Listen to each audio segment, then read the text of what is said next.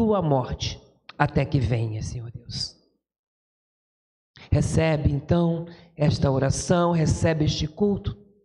Mas te pedimos, Pai, que nos fale ainda através da tua palavra nesta manhã. É o que nós te pedimos no nome de Jesus. Amém e amém.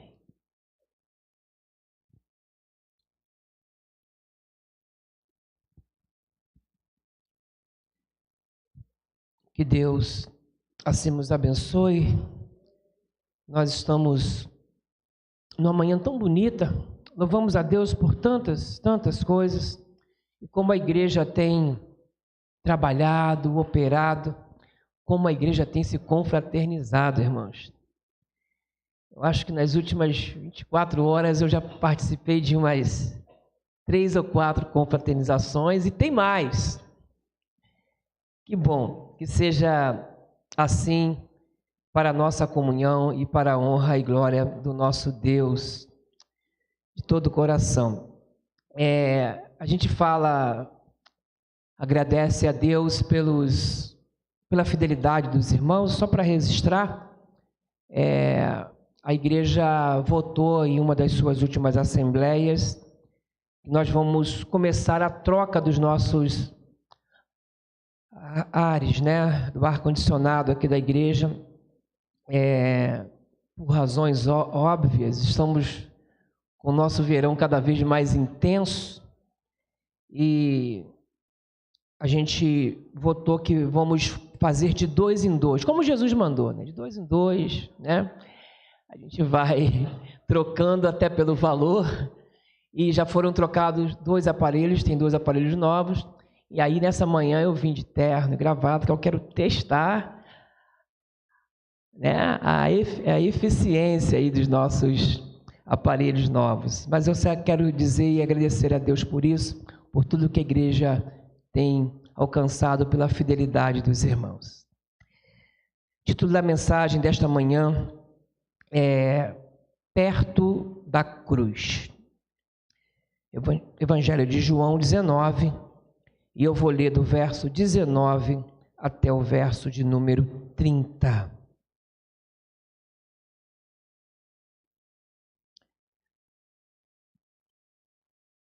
Perto da cruz.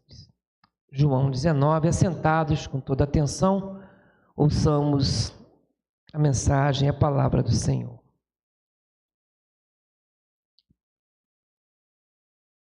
Pilatos colocou no alto da cruz uma placa que dizia: Jesus, o Nazareno, Rei dos Judeus. O lugar onde Jesus foi crucificado ficava perto da cidade e a placa estava escrita em aramaico, latim e grego, de modo que muitos judeus podiam ler a inscrição. Os principais sacerdotes disseram a Pilatos: mude a inscrição de Rei dos Judeus para Ele disse, eu sou o Rei dos Judeus. Pilatos respondeu: o que escrevi, escrevi. Depois os soldados crucificaram Jesus. Repartiram as suas roupas em 4 partes, uma para cada um deles. Também pegaram a sua túnica, mas ela era sem costura, tecida numa única peça de alto a baixo. Por isso disseram: em vez de rasgá-la, vamos tirar sortes para ver quem ficará com ela. Isso cumpriu as escrituras que dizem: repartiram minhas roupas entre si e lançaram sortes por minha veste. E foi o que fizeram.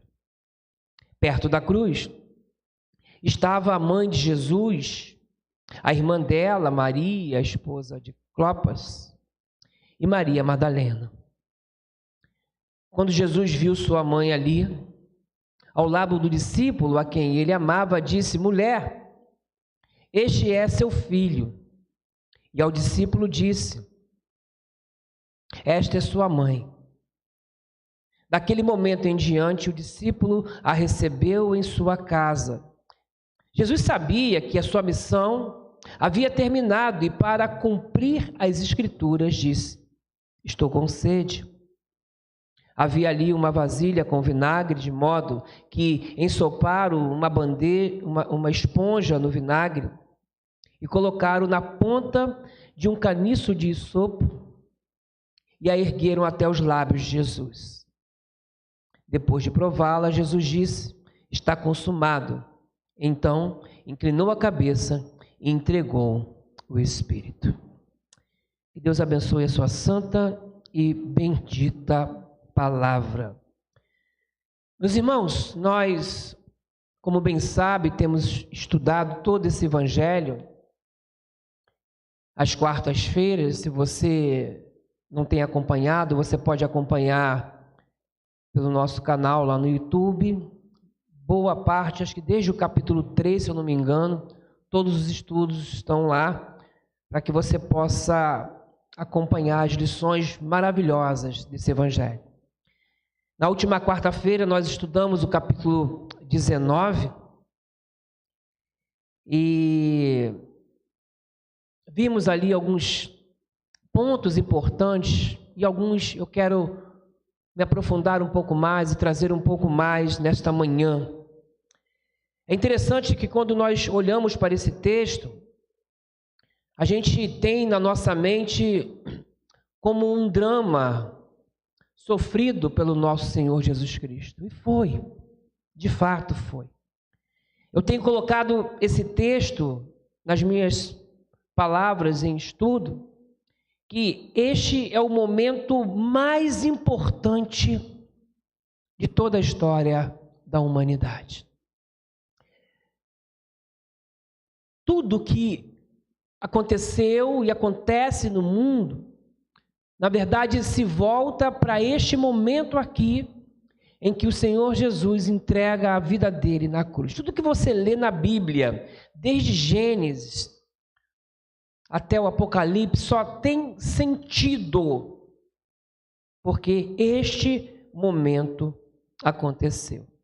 E quando nós nos debruçamos sobre esse texto, talvez por conta do conhecimento que nós temos de todos os açoites, de todos os sofrimentos passados por Jesus, nós nos esquecemos que este momento é um momento de glorificação. É importante entender isso, que o relato da crucificação não foi nos contado para gerar uma comoção ou pena do nosso Senhor, mas para gerar conversão, mudança de vida, para gerar quebrantamento a todos nós. Aliás, todo o Evangelho de João, ele é escrito com este propósito. Muitos sinais, muitas outras histórias poderiam ser colocadas ali de João, mas essas foram selecionadas para que possamos crer que Jesus Cristo era o Verbo, o Filho de Deus, enviado a este mundo. Então, quem está aqui na cruz neste momento? Quem está na cruz que sentiu medo, desamparo, que sentiu sede? Sabemos que Jesus é o Filho enviado por Deus. Sabemos que Jesus também é o nosso Deus. Mas quem está na cruz? É o Deus? Ou é o homem? É o Jesus Deus? Ou é o Jesus homem que morre neste momento? Digo isso porque essa é uma das questões mais discutidas na teologia. Jesus, ele era Deus, ou Jesus foi apenas um homem, um grande homem? Muitos teólogos, muitos pensadores primitivos tentaram e tentam resolver essa questão. E alguns dizem, então, que Jesus, ora era Deus e ora ele era homem. Argumentam dizendo que quando Jesus foi batizado, a sua natureza espiritual, ela vai se unir à natureza humana. Então, ao longo da vida de Jesus, ora ele era Deus, ora ele era homem. Então, quando ele multiplicava pães e peixes, quando ele ressuscitava mortos, quando ele andava sobre as águas, ele era Deus. Mas quando sentia fome e sede, ele era um homem. Por que isso? Porque na cabeça daqueles homens e de muitos, talvez até hoje, seria impossível imaginar um Deus com limitações, um Deus sofrendo. Porém, ainda que o homem não tenha como entender, concatenar e até sistematizar isso em sua mente, a verdade, a grande verdade é que nós afirmamos e que nós precisamos saber e entender é que Jesus era assim, perfeitamente Deus e perfeitamente homem. E é esse perfeito Deus e perfeito homem que morre aqui na cruz. Ele não era metade e metade, tampouco ora um e ora outro, não. Ele era e ainda é Deus, porque só Deus pode perdoar pecados. E naquele momento da cruz, todos os nossos pecados estavam sendo perdoados, para a honra e glória dele. Ele também era homem, homem perfeito, o único sem pecados, o único que agradou Deus em tudo, sem nunca desobedecer em nada. O único que cumpriu a lei, porque era necessário que houvesse esse homem para que se cumprisse a justiça de Deus e nós fôssemos justificados. Era necessário este homem perfeito para que aquilo que talvez seja, talvez não, que aquilo que era impossível para nós, por nossas limitações, por nossos pecados, fosse feito por ele. E por isso, ele nos concedeu salvação por sua graça. Portanto, a cruz é este lugar do encontro de Deus com o homem, porque ali estava o perfeito Deus e o perfeito representante da raça humana. Jesus sentiu medo, sentiu solidão, sentiu desamparo, sentiu sede, mas foi na cruz, naquela cruz, que todos os nossos pecados foram perdoados, e é pela cruz que todos os homens obtêm a salvação. Então, nessa minha introdução ficou claro, e nós sabemos exatamente o que aconteceu na cruz. E perto da cruz, o que aconteceu? O que havia perto da cruz? A primeira coisa que eu quero trazer nesta manhã é que perto da cruz havia dessensibilidade. Preste atenção nisso. Versos 23 e 24 diz assim: depois que os soldados crucificaram Jesus, repartiram suas roupas em 4 partes, uma para cada um deles. Também pegaram a sua túnica, mas ela era sem costura, tecida numa única peça de alto a baixo. Por isso disseram, em vez de rasgá-la, vamos tirar sortes para ver quem ficará com ela. Isso cumpriu as escrituras que dizem, repartiram minhas roupas entre si e lançaram sortes por minhas vestes. E foi o que fizeram. Irmãos, quando eu olho para esta cena, para essa imagem, diante de tudo o que acontecia ali, diante daqueles homens que crucificaram Jesus, eu entendo que aqueles homens estavam ali cumprindo suas rotinas de trabalho, mas eles não se deram conta e talvez não soubesse do que estava acontecendo, que ali, naquela cruz, naquele madeiro, estava o Salvador do mundo. Porém, ainda que não tivessem esta consciência, eles estavam diante de um homem ensanguentado. Um homem que morria, que padecia diante dos olhos deles.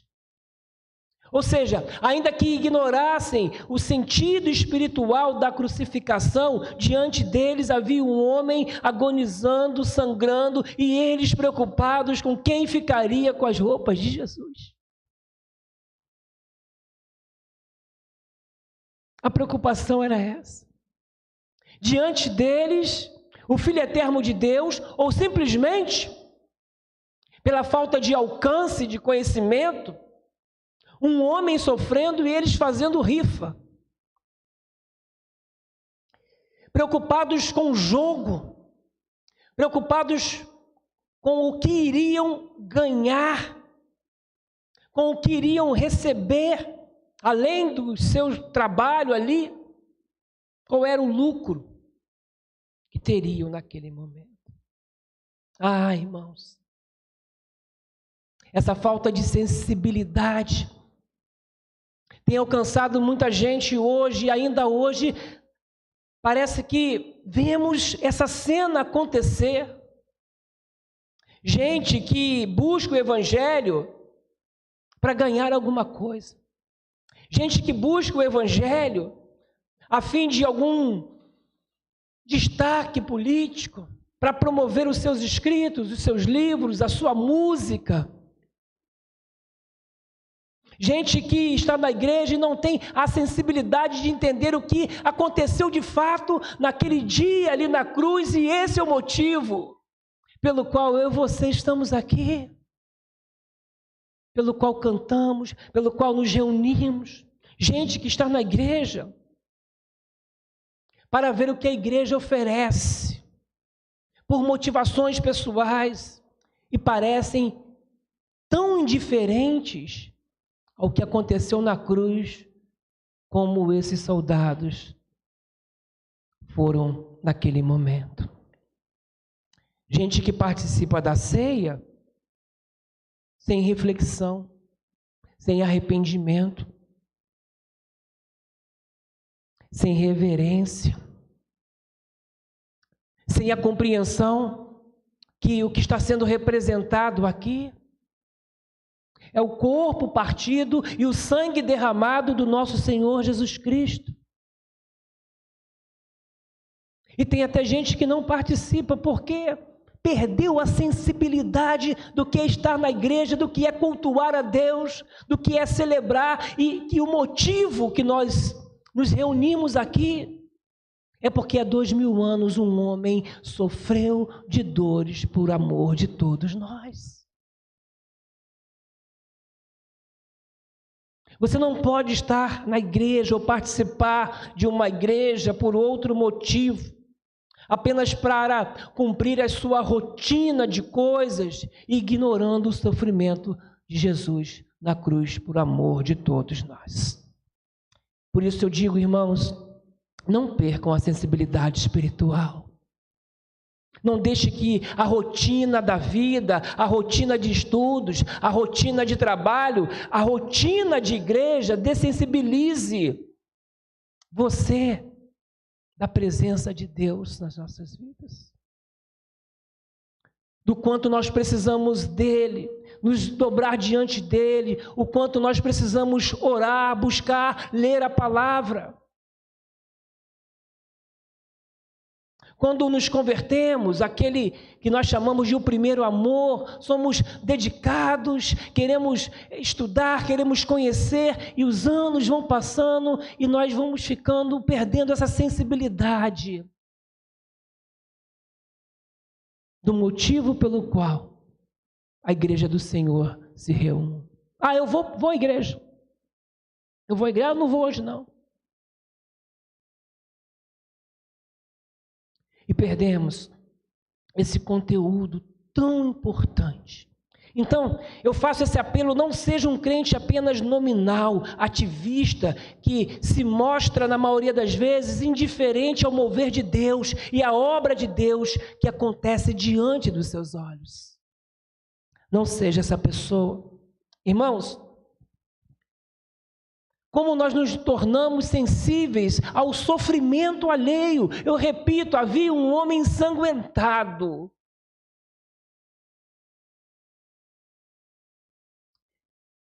Como nós perdemos essa sensibilidade hoje.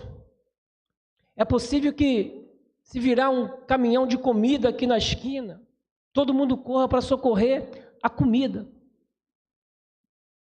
e não as pessoas acidentadas.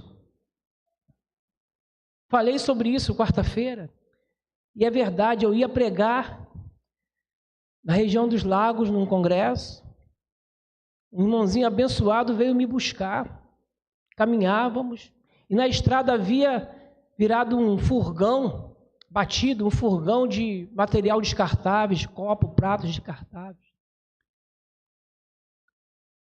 O engarrafamento, quando eu olhei para o lado, o piloto sumiu. Já viram esse filme, né? O irmãozinho abençoado saiu e foi socorrer os copos, irmãos. Que sensibilidade! Hoje, é possível que você veja alguém se afogando e pegue o seu celular para filmar. É possível que você veja um acidente e você passe filmando para postar.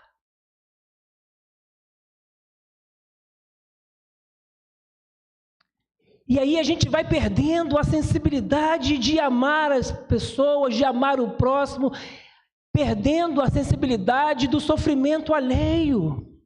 Não, igreja. Nós não podemos agir dessa maneira. Nós não podemos ser como esses soldados ali perto da cruz, que não se importavam com o que aconteciam ali.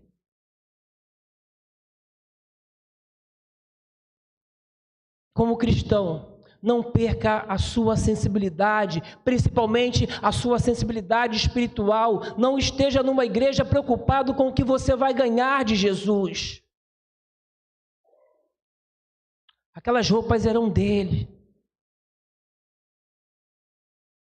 Quantos templos, neste momento, estão cheios de pessoas querendo coisas de Jesus e ignorando o sofrimento dele da cruz? Quantos templos estão cheios por isso? Por isso eu digo desta manhã à igreja: queira Jesus e não as suas roupas, e não as roupas que Ele pode te dar. Por isso eu digo nesta manhã: queira Jesus e não os carros, os bens que Ele possa te dar. Queira Jesus e não as coisas que Ele pode te dar. Queira Jesus, esteja aqui por Jesus. E não por outro motivo qualquer. E não deixe que a rotina, até a rotina da igreja, às vezes vai dessensibilizando o nosso coração. E nós perdemos a consciência do motivo que estamos reunidos. Mas se perto da cruz havia dessensibilidade, também havia sensibilidade. Mas perto da cruz havia gente sofrendo. E alguém que percebeu isso. Verso 25 diz assim: perto da cruz estavam a mãe de Jesus, a irmã dela, Maria, esposa de Clopas, e Maria Madalena. Quando Jesus viu sua mãe ali ao lado do discípulo a quem ele amava, disse: mulher, este é seu filho. E ao discípulo disse: esta é a sua mãe. Daquele momento em diante, o discípulo a recebeu em sua casa. Perceberam isso? Então, se por um lado os soldados foram insensíveis, me impressiona aqui a sensibilidade de Jesus de entender que perto ainda do sofrimento dele havia uma outra pessoa, ou outras pessoas que sofriam também. Falei isso no Dia das Mães, preguei nesse texto, Porque às vezes nós olhamos para Jesus, e que bom que olhamos para Ele, mas nós ignoramos o sofrimento de uma mãe vendo o filho pendurado ali na cruz. Que dor! Que dor daquela mãe, é o meu filho. E como mãe, ela estava ali o tempo todo. Me impressiona quando Jesus olha e vê o sofrimento. Irmãos, percebe, ele não se preocupou só com ele.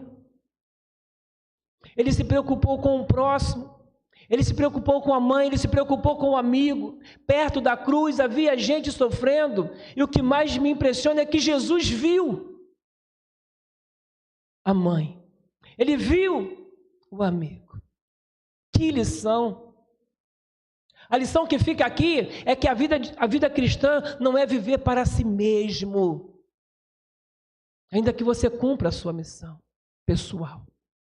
A vida cristã não é fazer o meu e pronto, é se importar com o outro, é se preocupar com o outro. Vida cristã não é viver para si. Quem pensa assim está completamente enganado, redondamente enganado. Irmãos, como eu tenho batido nesta tecla aqui na igreja, a importância de demonstrar amor, preocupação, compaixão pelo próximo. Jesus estava no momento de dor, e de profunda dor, sabemos disso. Mas ainda assim, ele encontrou forças para se preocupar e para cuidar da mãe e do amigo. E a igreja deve ser exatamente assim. A igreja precisa valorizar, sim, os relacionamentos e não os programas. Somente. Porque a coisa mais importante que tem na igreja, depois de Jesus Cristo, são as pessoas. E pessoas sofrem. No Evangelho de Marcos, há uma passagem muito interessante, eu não vou ler, mas Jesus cura um homem com a mão atrofiada, a mão mirrada, e essa cura acontece no sábado, e aqueles líderes farisaicos, judaicos ali, eles começam a corrigir Jesus porque ele fez a cura no sábado. Ficar paralítico no sábado, tudo bem.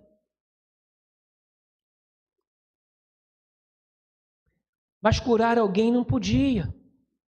Mas quando Jesus, ele cura aquele homem, ele diz assim: levante-se e vem para o meio. Acho essa expressão fantástica, porque aqueles fariseus, eles tinham o sábado em evidência. E Jesus coloca o homem curado em evidência. Por quê? Ainda que existam as doutrinas, como eles tinham as deles, gente é mais importante do que qualquer coisa. Não era o sábado que deveria estar no centro das preocupações, mas o homem. Um homem que sofria. A preocupação de Jesus sempre foi com as pessoas. Nós colocamos métodos, programas no meio, porque vem antes de tudo. E eu não estou dizendo que essas coisas não são importantes, entendam isso.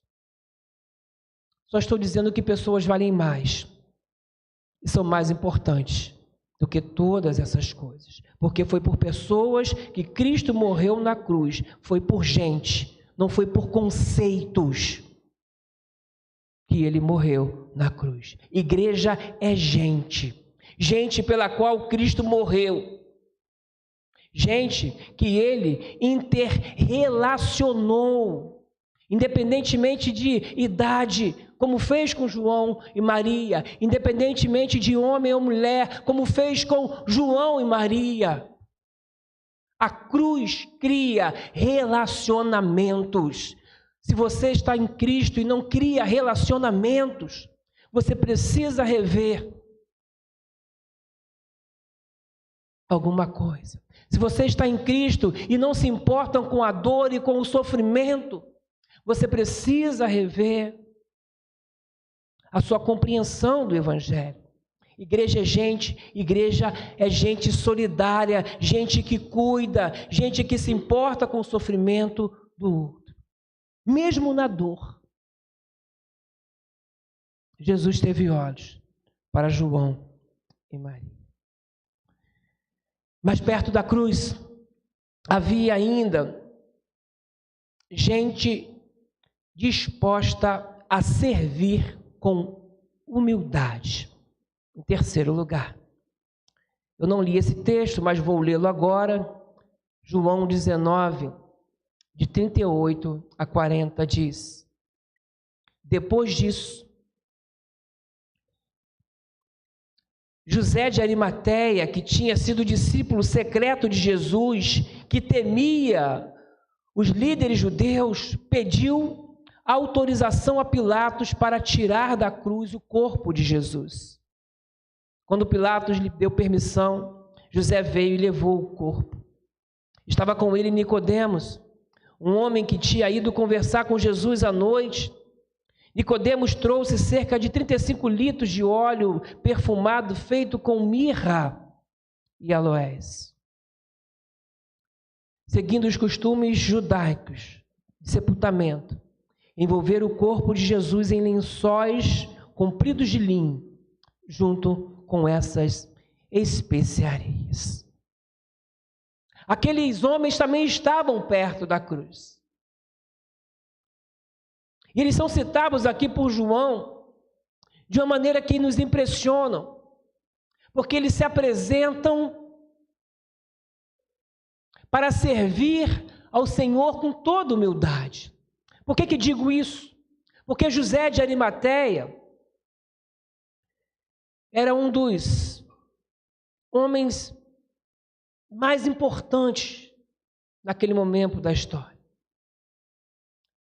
Porém, mesmo com o seu poder, mesmo com a sua influência, ele usa tudo isso. Perceba que ele vai falar e ele pede permissão ali a Pilatos e aqueles homens, porque ele poderia falar, ele era alguém influente, ele era alguém ouvido. Ele usa dessa influência para servir a Cristo naquele momento. Ele não usou somente a influência, mas ele usou os recursos a serviço de Jesus. Ele era membro do Sinédrio, possivelmente, um homem muito rico. Nicodemos, nós conhecemos bem, também era um dos principais da sinagoga. E esses homens foram colocados ali, entenderam o chamado de serviço ao Senhor, colocando ali seus títulos de lado e colocando os seus bens à disposição do Senhor Jesus naquele momento ali na cruz. Jesus havia morrido poucas horas antes como um criminoso. E pela liberalidade desses homens, foi sepultado como um rei.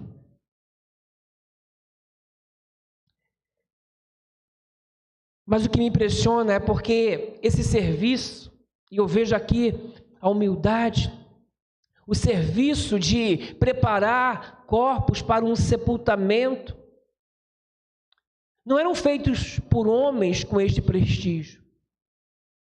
Eram feitos pelas mulheres que naquele contexto eram desvalorizadas, ou pelos escravos. Nunca como por mestres. Nunca por membros do Sinédrio. Não.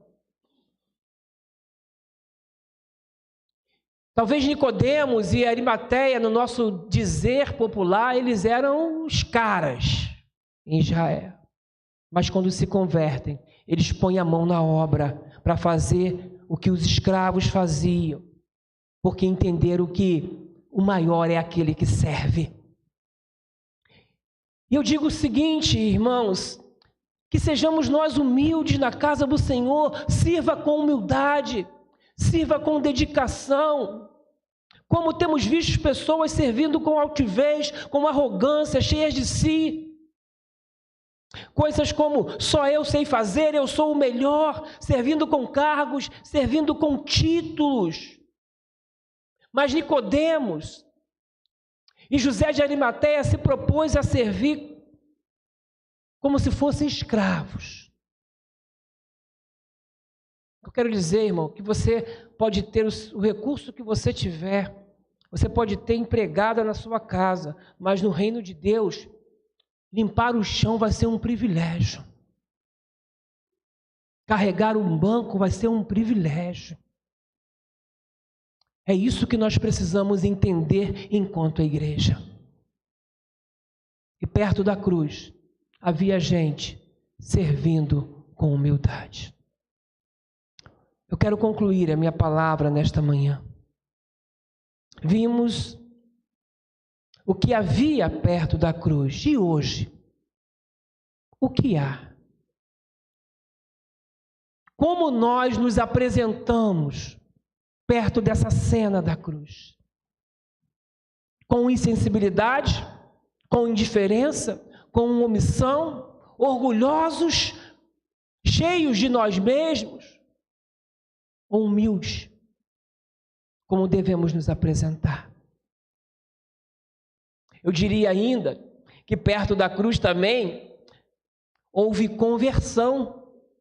João não relata isso, mas Mateus diz, em Mateus 27:54, que o oficial romano e os outros soldados que vigiavam Jesus ficaram aterrorizados com o terremoto e com tudo que havia acontecido.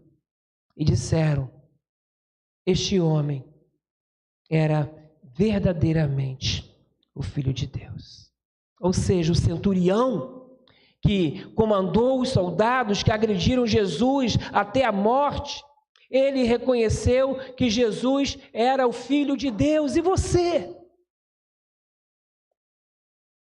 O que você reconhece nessa manhã, perto da cruz? O que você reconhece? Você que está aqui nesta manhã, você reconhece que Jesus é o Filho de Deus? E assim como o centurião entrega a sua vida a Jesus? O que você reconhece? Você reconhece nessa manhã que perdeu a sensibilidade? Que virou um ativista? Que é vaidoso?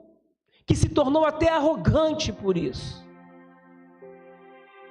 Mais uma vez estamos diante da mesma cena. E o Senhor Jesus quer que você reconheça quem Ele é e quem você é e mude. Nós vamos ainda cantar um dos hinos tão bonitos do nosso cantor cristão. E depois eu quero orar com você e por você. E se você reconhece algo nesta manhã e não quer ser indiferente, insensível, que quer mudar, durante o canto, se Deus falar o seu coração, mas não, só se Deus falar o seu coração, você vai levantar e cantar de pé. Mas não levante porque todo mundo levanta. É você e Deus. É você perto da cruz.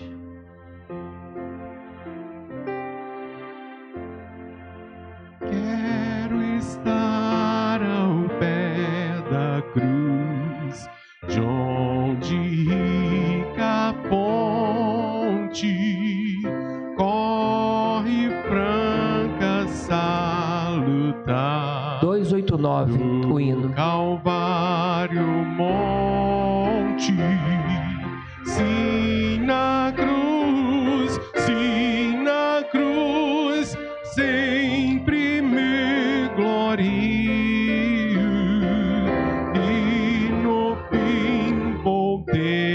descansar, salvo além do rio.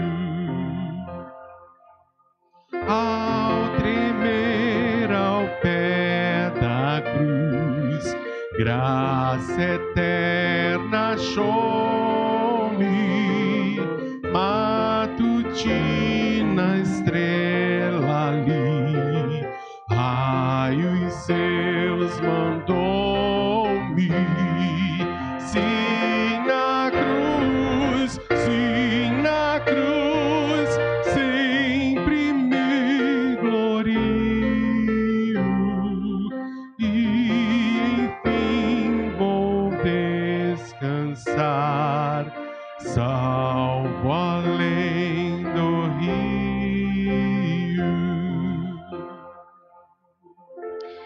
Oremos. Pai, louvamos o seu nome nesta manhã. Louvamos o seu nome, Pai, porque a sua igreja se coloca diante de ti. Alguns irmãos se colocam de pé, sensibilizados, Senhor Deus, mais uma vez, com aquele momento ali na cruz. Alguns irmãos se colocam reconhecendo, Pai, a tua grandeza, a sua glória ali na cruz, o seu amor ali na cruz, mas reconhecendo pecados, reconhecendo que tu és o Senhor, reconhecendo que não podem sair daqui nesta manhã e voltar a fazer as mesmas coisas, Pai, a ter as mesmas atitudes. Eu creio, Senhor Deus, que milagres estão acontecendo aqui dentro de cada coração, Pai. Eu creio no milagre da conversão, do arrependimento, Pai, do pedido de perdão. Eu creio que ao sair daqui, pessoas vão se dirigir a outras e dizer: me perdoa, meu irmão.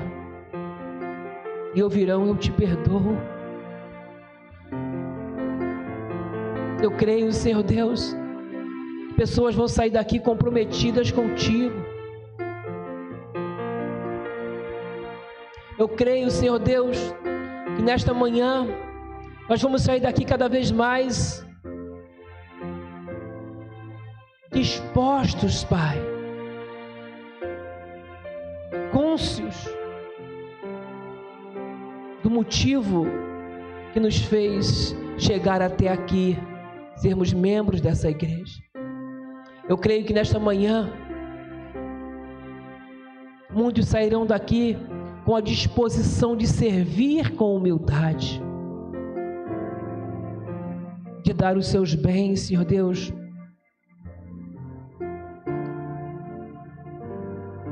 para que haja sustento na tua casa, para que essa obra cresça, para que alcance a outros. Eu creio que nesta manhã muitos sairão daqui mais sensíveis à dor e ao sofrimento, Pai, do irmão. Ah, Pai, eu creio nisso. Eu creio. E por isso nós nos gloriamos somente na sua cruz. Essa é a oração, Pai, que nós te fazemos. No nome de Jesus. Amém.